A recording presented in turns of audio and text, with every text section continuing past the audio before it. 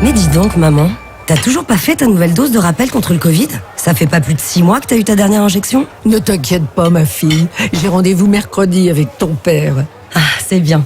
Ça me rassure. Je préfère vraiment que vous soyez bien protégés contre ce virus. La protection apportée par le vaccin contre le Covid-19 diminue avec le temps. Une nouvelle dose de rappel est recommandée dès 60 ans et pour les personnes à risque de formes graves de Covid. Ceci est un message du ministère de la Santé et de la Prévention. On en parle. L'identité numérique La Poste vous permet d'utiliser votre compte personnel de formation en toute sécurité. On en parle avec Alain, bonjour. Bonjour. Alors, qu'est-ce qui vous a motivé à créer votre identité numérique La Poste ? Je voulais avant tout simplifier et sécuriser mes démarches en ligne. Par exemple, je peux l'utiliser en me connectant avec France Connect Plus à mon compte formation. Et ça m'a permis de déclencher le financement de ma formation en toute sécurité. Bien, alors expliquez-nous. Tout a été très simple et rapide. En quelques clics, j'ai eu mon identité numérique La Poste.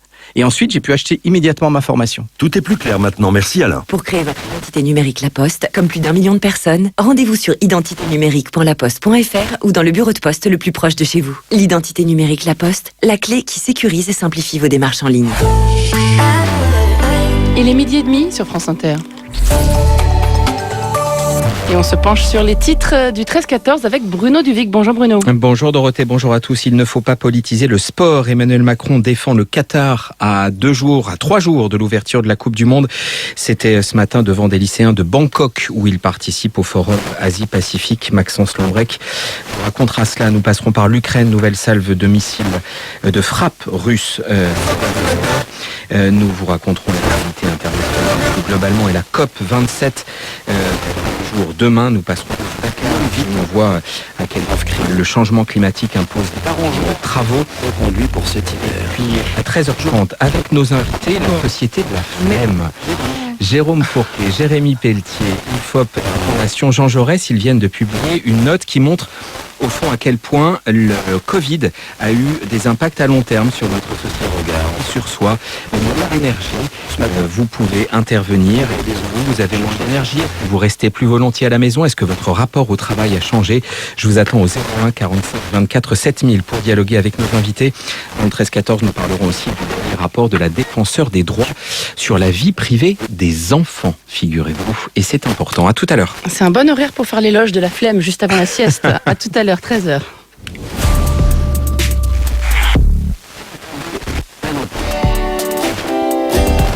France Inter.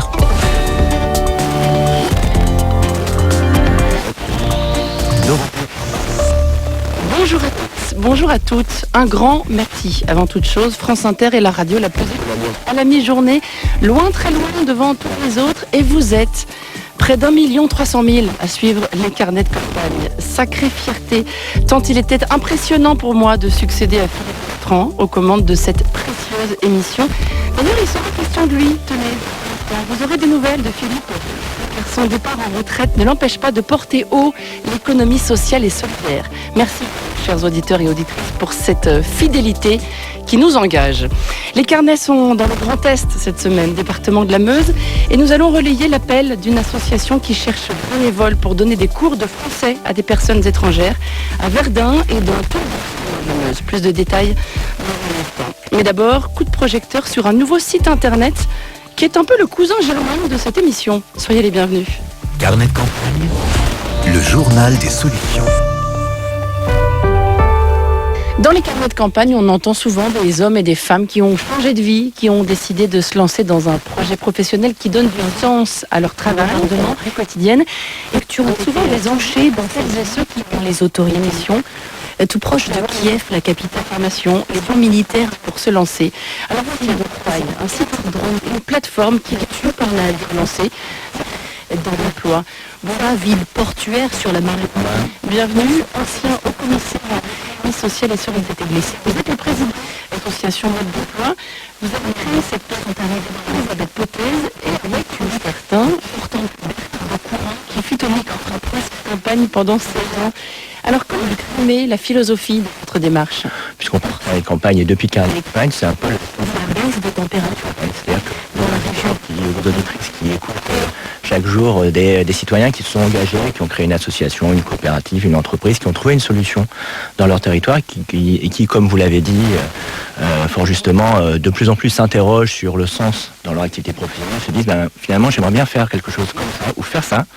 Eh bien on va permettre de s'outiller, c'est-à-dire que la plateforme va être assez simple, on va avoir un premier niveau très inspirationnel qui reprend un peu sur le modèle de carnet de campagne, des témoignages d'entrepreneurs qui nous disent voilà ce que je fais sur mon territoire, je réponds à une situation, à des problématiques de handicap, à des problématiques sanitaires, à des problématiques beaucoup de désertification des petits villages, ou des problématiques écologiques.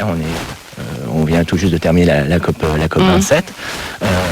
Et donc ces citoyens sont prêts non seulement à parler de leurs initiatives, c'est le premier volet de la plateforme, de dire voilà, ils racontent leur histoire, mais si le citoyen, l'utilisateur de mode d'emploi le souhaite, pourront avoir accès à un tutoriel, c'est-à-dire que les mêmes entrepreneurs vont expliquer étape par étape comment l'idée leur est venue, quelles étaient les bonnes pistes, les mauvaises pistes, les écueils, parce que entreprendre ou créer, c'est pas forcément un chemin pavé juste de réussite, il y a aussi des échecs à apprendre. Et puis ensuite indique toutes les étapes clés, c'est-à-dire comment ils sont financés, comment ils vont créer, c'est-à-dire quel statut juridique ils ont choisi, toutes les questions qu'on se pose en fait quand on est derrière son écran ou derrière son poste en disant mais moi je voudrais faire ça. Et bien les entrepreneurs vont détailler étape par étape, une méthodologie très rigoureuse, comment l'utilisateur du mode d'emploi pourra lui-même développer cette solution dans son territoire. Et tous les acteurs de l'accompagnement vont l'aider. Payer pour accéder à ces contenus.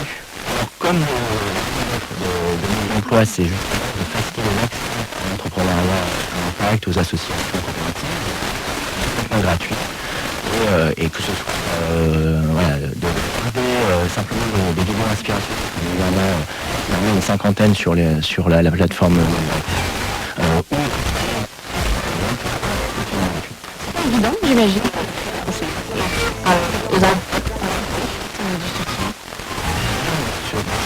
Créateur d'entreprise, entrepreneuriat un peu particulier, la notion de participation est carrément quasiment dans